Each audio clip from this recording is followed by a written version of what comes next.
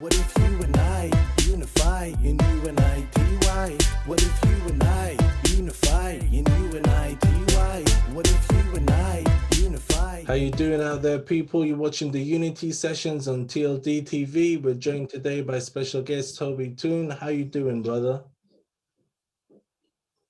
I'm fine. Thank you for having me here. Yeah, so you've been going on an amazing journey. So spoken word, poetry, rap, all over. How did that journey begin for you? It was poetry at first. I started writing poetry like way back. And then I had this project in 2015 that I just decided to do. It was a mixtape. I just decided to do a spoken word piece on that. And then it was really good, like the feedback. And so I did a video. And afterwards, I just thought, oh, I could do, a lot more of this. And that it just kind of grew from there. Yeah, and you've been involved in a lot of political movements. I saw, for example, you had the No Rape campaign. What was it that led you to compose and create that? So funny enough, I saw a tweet. It was during a period where like so many people were coming out in Nigeria, and I saw a tweet that said something along the lines of the woman should be happy that the man likes her enough to be attracted to and then it was really crazy, like that messed with my mind for a long time. And then I just thought like when I was working on spoken word, I just thought I have to say something about this, because it was something that was bothering me, and the tweet kept on like ringing in my head. So that was pretty much what led to it. Yeah, so do you feel like there was an issue in Nigerian culture as a whole, or do you feel like this was just one person? I feel like both. That one person, but then the culture as a whole as well. It's like how people, the mindset that people have towards like rape is I don't even know the word, but it's just crazy how when you hear people speak, because it wasn't just that one tweet, it was like so many people speaking, and then I saw that one, right? So I feel like it's a cultural issue, but then it's also like, that one person, because why would you say such a thing? That kind, like what has contributed to like your thought process to be able to, say that kind of thing? So like, I feel like it's both. Yeah, and I think Nigeria in itself as like a Christian landscape has been quite interesting in the last few years. We've seen like extremism on one side of that kind of thing. How does it feel living in Nigeria as a Christian at the moment?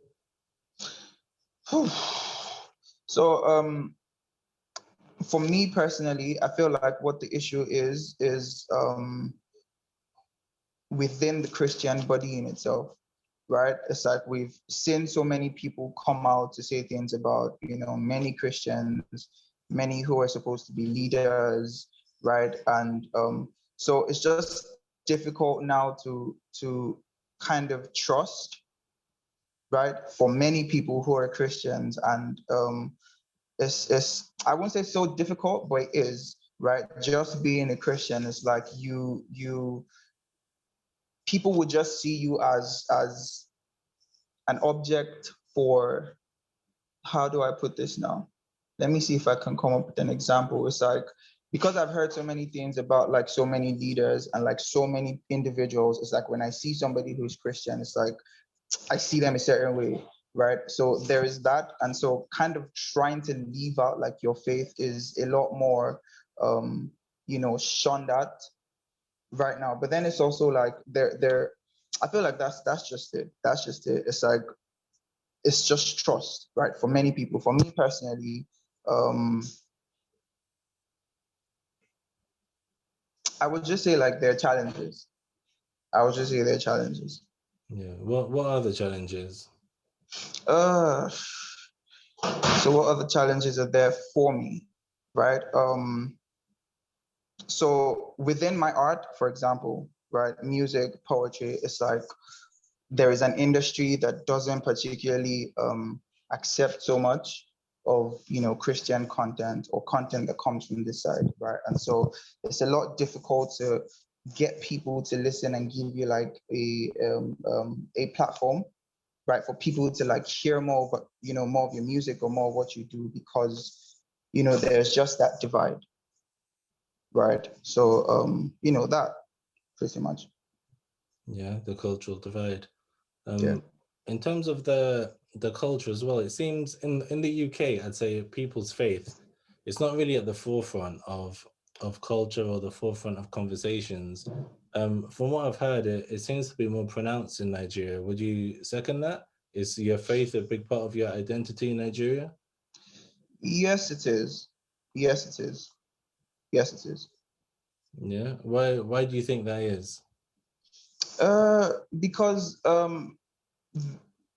first of all, I would say, like, people say things like the majority of the population are Christians, right? There are so many churches, like it's like a thing here, right? So Christianity, religion, and as a religion and faith is kind of like in, I don't even know how to like explain it, but pretty much that. Yeah, it's a big deal. It's a big deal, yeah. Like it's a big deal. Yeah, and getting into some of your work then. So, Butterfly, for example, what was Yeah. the thoughts and the inspiration behind that? Um. Oh yeah, like I remember the story. So I had to write something for a friend who was getting married, right? She wanted me to write a poem to perform at her wedding, and so I wrote Butterfly and recorded it. I was supposed to perform, but something happened, and that didn't happen again. And so I just thought to make a video to it, and that's how it came about. Yeah, it's definitely. I really enjoyed that as one of the examples, and that seemed to have this kind of thing about love and femininity and such. Yeah. What topics kind of do you get your inspiration from? Yeah, like you said, love. I write a lot about love generally. And then like, social issues, things that like affect people.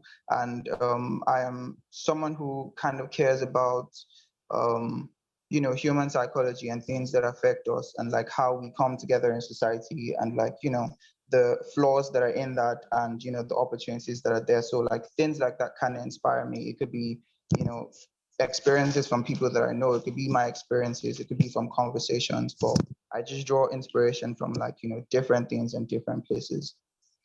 Yeah, and then what makes you decide whether something's going to be in the spoken word form or the rap form? How do you go about making that decision? So I don't even think like I decide that way. It's like I could get an idea and the first things that come to me are like, hmm, I feel like it just comes as the art form itself. Like some days I just want to write rap, and other days I just want to write poetry. And one thing for me is I don't kind of establish like topics or subject matters before I start to write. Right? If I feel something, right, I begin to write. And if I'm writing to maybe an instrumental or something, then it's rap. And then some days I just want to write poetry and then kind of like just draw thoughts together and create something. Yeah. And how would you explain that difference between rap and spoken word? What do you see as the differences between the two, if at all? I feel like it's just rhythm, right? So people have asked me like in the past if I had to like choose between like rap and poetry, like which one would I choose? And truthfully, I would say poetry, right? And just because of that, difference that I mentioned of rhythm, it's like poetry is it's like it's a blank canvas, right? And so it allows so many ideas and thoughts, right? Whereas rap has a structure that has to just sound a certain type of way. So I feel like that's the difference. But rap and poetry aren't too far alike. I'd be too far different. Yeah. It'll be interesting to see if one dominates more than the other for you in the long run. What would you say kind of what is it that you get out of it in terms of poetry and rap? Is it a therapeutic thing, or are there some goals that you have in mind for yourself? So I would say both. I would say both. It's therapeutic because I was saying to somebody recently that I kind of learn myself more by writing, right? And so like it's like I'm learning more about myself as I'm writing, like the things that I would say, you know, how I would say them. And then yeah, I also have goals, the things that I would like to achieve doing poetry and music, and kind of just bringing both together and, you know, creating something out of that. Yeah, because I often speak to rappers, but as a poet, what are your goals as a just from a poetry perspective? So one of it would be to kind of push the, where's the word now?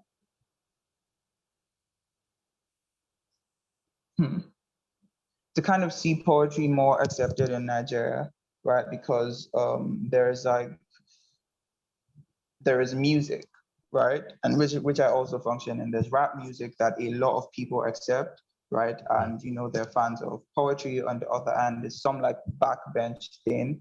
And so it will be nice to see poetry, you know, kind of shine in the spotlight and have people, you know, accept it, understand it, and interact with it more, right? So that's one thing. And then as well, I'm also looking into doing films, and poetry is like a platform for me for that. So yeah, those.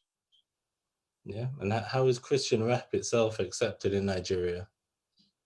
Within the Christian body, it is very well accepted, Nice. right? And back to what I was saying earlier, like outside, it's like people don't kind of engage as much, right? So Yeah, so so within the church body, it's a big deal. Outside of the church body, it's a I didn't non-entity. get that. So you're saying inside of the church body is pretty well accepted, it's well known, but outside it's not really recognized too much. Yeah, right. Because people kind of just see Christian rappers as, oh yeah, like you eventually grow out and then begin to rap about more real stuff, and then it's like, yo, this is it, right? So Yeah, and in terms of the scene over there, who would you say are the big Christian rap artists then? so there are like some names I can mention off the top of my head. There's Gamey. I don't know if you've heard of Gamey. There's Da Boom Shah.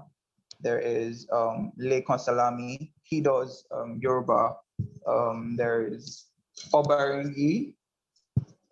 There's El Noel. There are like a couple people, right? So I would just say like the big names, Gamey, Da Boom Shah. Mm-hmm. Yeah, and in terms of that African sound, I mean, it seems like it's becoming so international now. So many different types of like Afro-centered music. Do you see? Do you feel that back home? Do you feel like there's a lot of momentum behind the African sound right now?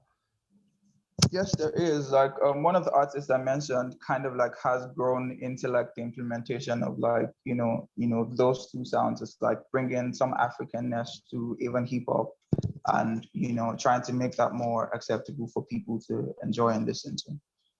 Yeah. And over the last 15 years or so, do you feel like the artists are becoming more akin to their own sound rather than necessarily trying to cross over?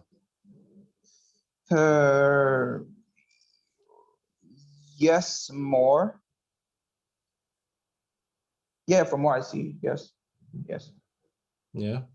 And in terms of your career and what we can expect from you this year, what should we be looking out for?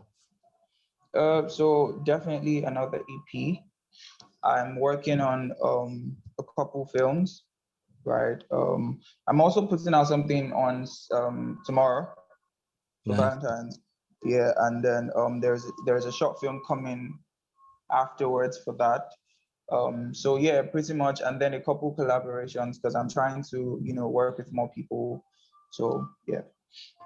Nice. And I always like to end by just asking, how can people pray for you? How can people How can people pray for you?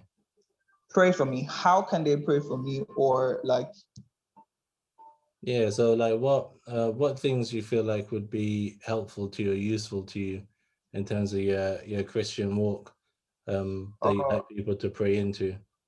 yeah, so I would say direction, right? That's one thing that I know that I always pray for personally. And then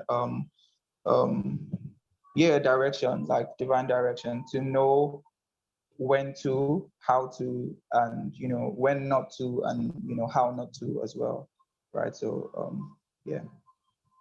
Okay.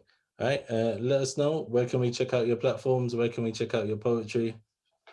So YouTube, Tobi Toun, Tobi space Toun. Twitter, Instagram at Mr. Tobi Toun.